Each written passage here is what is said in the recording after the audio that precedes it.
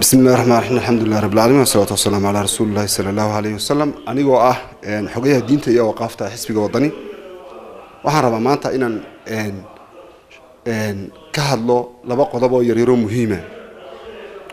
qodobka koowaad waxa weeyaan waa kooxdan soo baxday ee magaceedu la yiraahdo as-saadicuuna bil haqq kooxdaasoo geyga Soomaaliyeed oo ay Soomaaliland ku jirto sheegay inay yihiin koox diimeed xaq ku dhawaaqay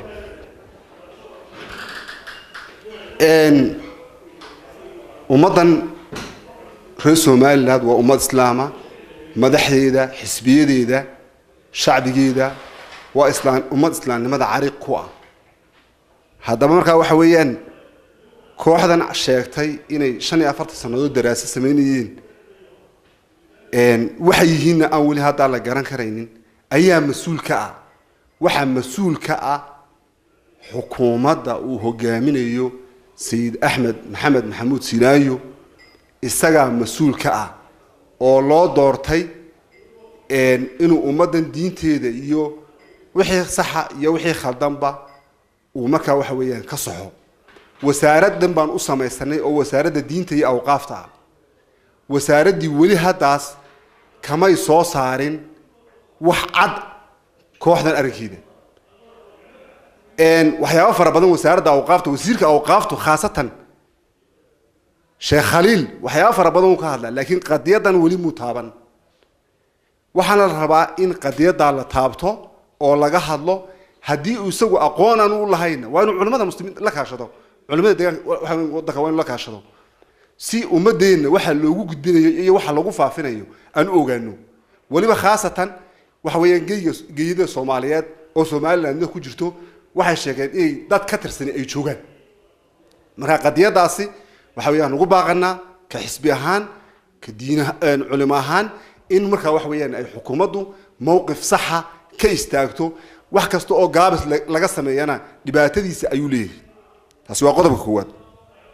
qodobka labaadna waxa weeyaan waxaanu ka warqabnaa waxa weeyaan sicir bararkii meesha uu marayo taas sicir bararka ka cayaana waxa weeyaan dadweynaha abaarta ku sugan ee shacbiga marka waa reer Soomaaliland ee abaartu ay dishootay dadka faqiirka dadka masaakiinta dadka danyarta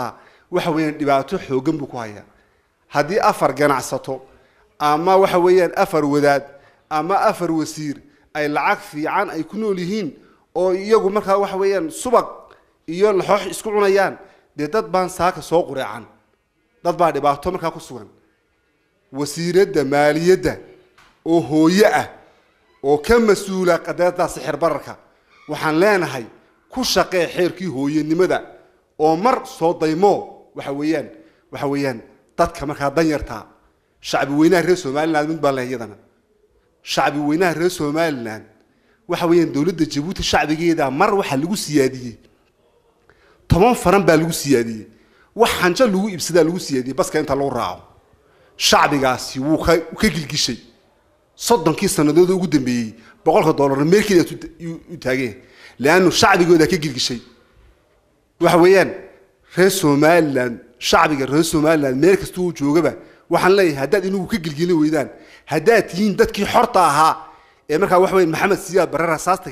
kaga dhaqaajay magaalada Hargeysa maanta waa inaad ka gilgilataan markaa wax weeyaan doorarka kacaya haddii kalase waxaad noqon doontaan waxa weeyaan adoomadii xayla salaasa lahaaye shilinka xayla salaasi uu ku sawiran yahay markuu dhulka ku dhaco intay kor soo qaadaan dhulkan jiray baad noqon doontaan markaas sixir bararkaasina halis buu ku hayaa waxa weyn ummadana uu baabiinaya waa inaan meel uga soo wada jeesano waa inaan diidno wixii dulmi ummadeena ku haya maalin ma waxaan suganaa maalinta marka waxa weeyaan ilmaha yara faqiirka ay waxa weeyaan